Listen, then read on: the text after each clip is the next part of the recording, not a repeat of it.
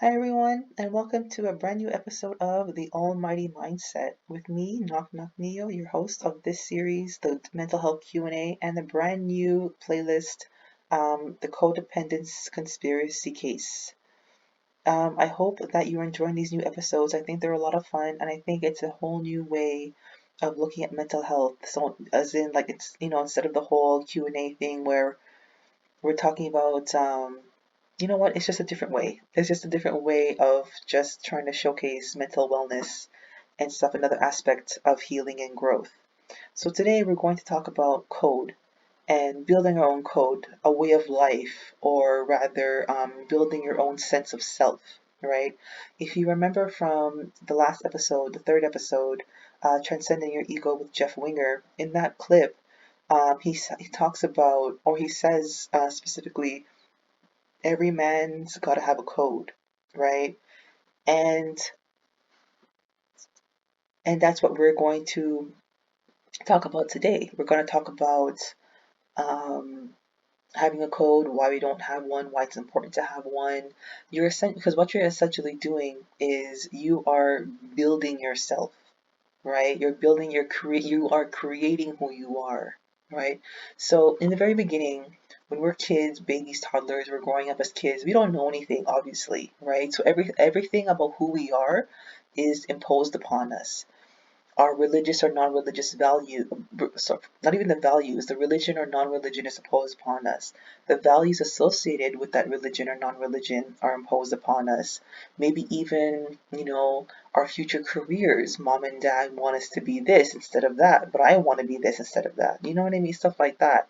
Um, the rules in which we live, our morality, our sense of integrity, the way we behave, all of that stuff are all of those ways of like all of that stuff is just imposed upon us, these rules and stuff like that. But the whole idea is that we eventually get older and we when we try to figure out who we are and what works for us, that's when we start questioning what our belief system is, who we really are, and why do we believe in these things, right?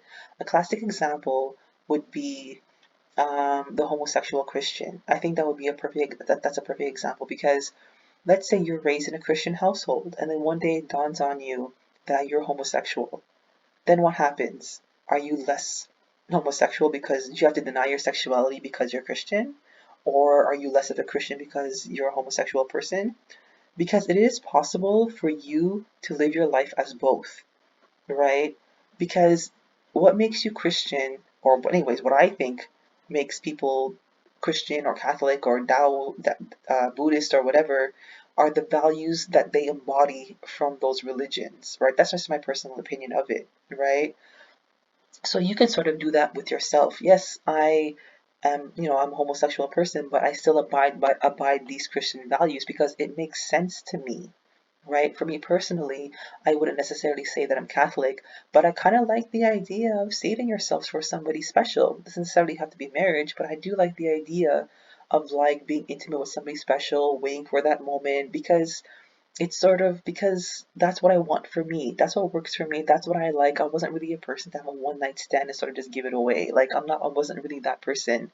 So even though I don't abide by Catholicism, I think the idea of waiting till you find somebody special or even marriage, it's about personal value. And so I took that particular thing from Catholicism and I put it into my own personal values for myself, right? Because now I'm old enough to question these things and do what's best for me, right? Another example for me is um, I don't know my language of my home country. I live in Canada. I'm from Asia, Southeast Asia, and a lot of people come to me who are from my culture and they're like, "Oh, you're from so and so," and I'm like, "Well, are you so and so?" And I'm like, "Yeah," and they ask me, "Do you know the language?" And I'm like, "No." It's like, "Oh, well, then you're not so and so." Right? I'm like, well, how dare you? How dare you make me feel less of what I am because I just don't know the language? Like, how is that even fair? But that's what their criteria is for being, from Southeast Asia. You're not really from Southeast Asia unless you know the language. You know what I mean? Whereas I see it differently, right? If my blood says I'm from that region, I'm from that region. You know what I mean? So, anyways, So yeah, the idea is that we eventually grow as people and we form our own identities instead of just abiding by the identities imposed upon us, because those are identities don't necessarily are you. You're just sort of on autopilot because of it, right? So now I want to show you a little clip from House. Um, that's sort of where he sort of talks about that. Now he's mean. He's a mean one. So right off the bat, he's gonna call somebody stupid, and that person is not stupid, and none of us are stupid. Okay, so anyways, here we go. Brilliant. So why would you hide your mind? I was brainstorming. I'm not talking about your stupid ideas about the patient. I mean your stupid ideas about morality. My stupid ideas are what most doctors consider the rules for professional conduct. Okay, did you hear that? Those rules are what most people consider to be rules for professional conduct.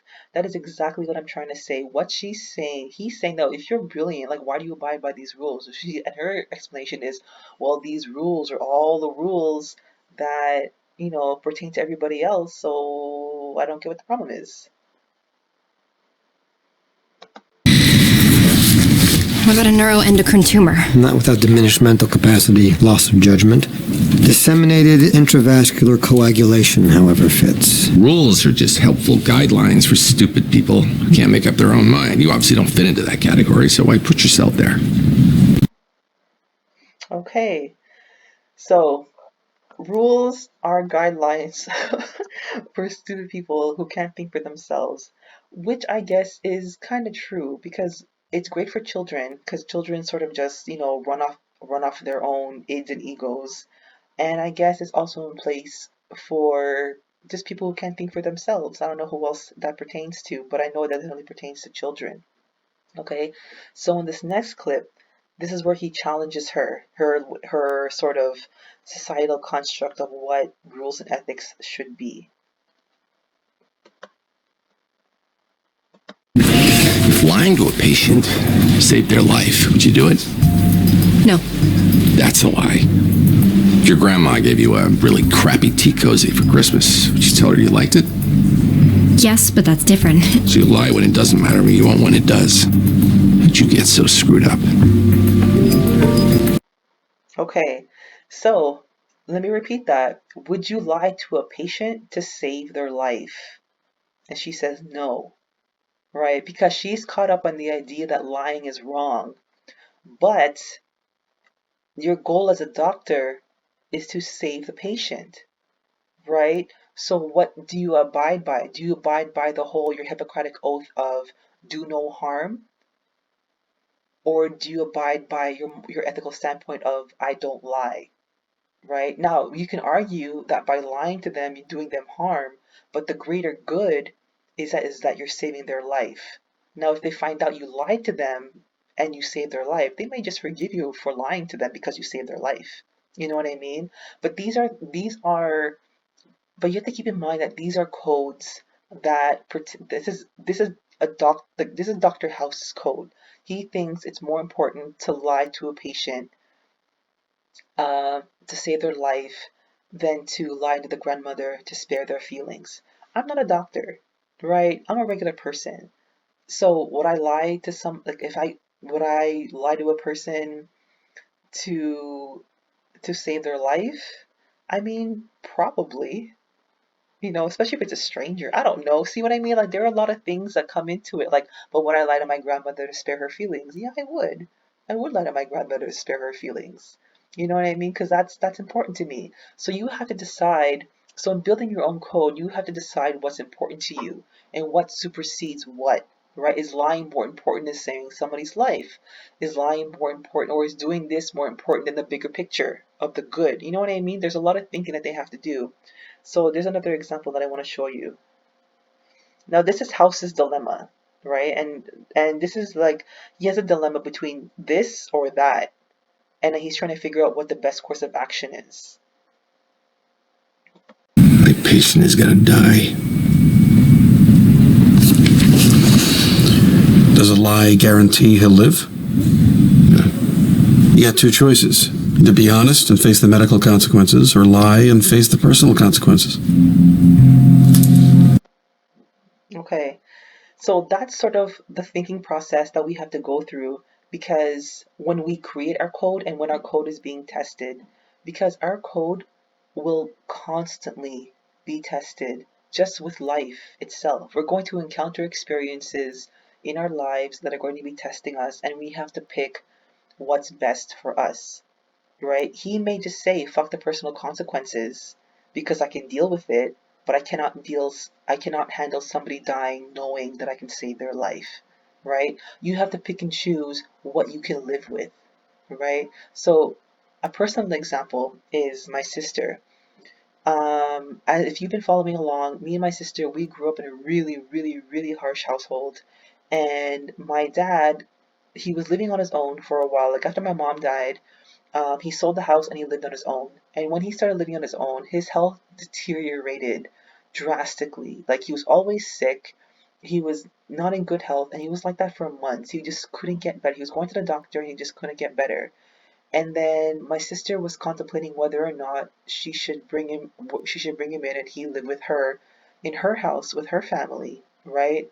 And we're talking, and I'm telling her, I'm just like, well, you have to decide what you want to do, because you want to take care of dad, but dad makes you miserable, right? But not taking care of dad makes you miserable too. So you need to decide which one will make you less miserable. Are you less miserable or more miserable? Either or. Are you going to be more miserable not taking care of dad? Or are you going to be more miserable taking care of dad? Right?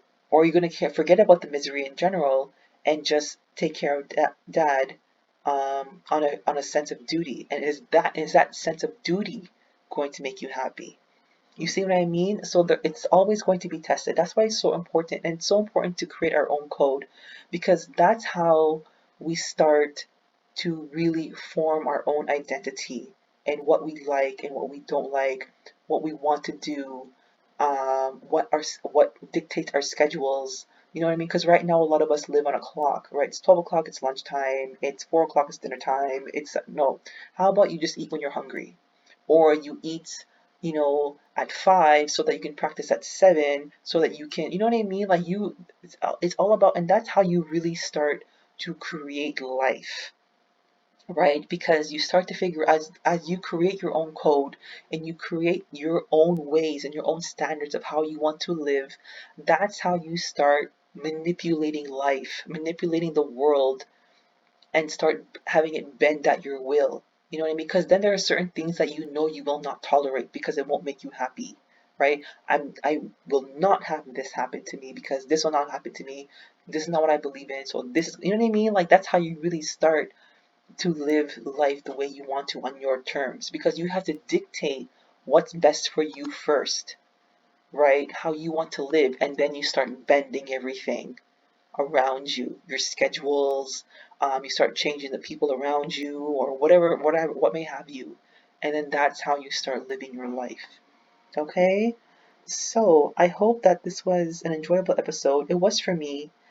Building your own code, building your own sense of self. I keep thinking of like programming every time I say build your own code. So creating your own sense of self, creating your own identity is very, very important, right? It's also, self-actualizing. For those of you who know Abraham Maslow's theory of self-actualization, that's how you start self-actualizing, because you shed all of the stuff that was imposed upon you, and you create your own self, right?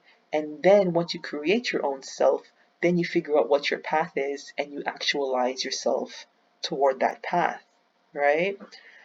Um, is that it? Any final thoughts I have to share about rebuilding your own code? It's not the easiest thing in the world, but it is very, very, very fulfilling and very rewarding. I'll give you that. So it is worth it. It is worth the work. All right, so take care until next time. And if you need any sort of guidance on anything at all, finding your passion, building your sense of self, if you need to talk to anybody, talk to me. Okay, I'm I consider myself to be an expert on these things. I guess I wouldn't be an expert if, look at all the things that I've talked about so far, and all the people tell me that I'm an angel, that I'm doing good work, to keep it up, that my advice was solid, you know, talk to me if you need somebody to talk to. I can definitely help you out. Or at the very least, I'm definitely going to try. So take care, everybody, and until next time.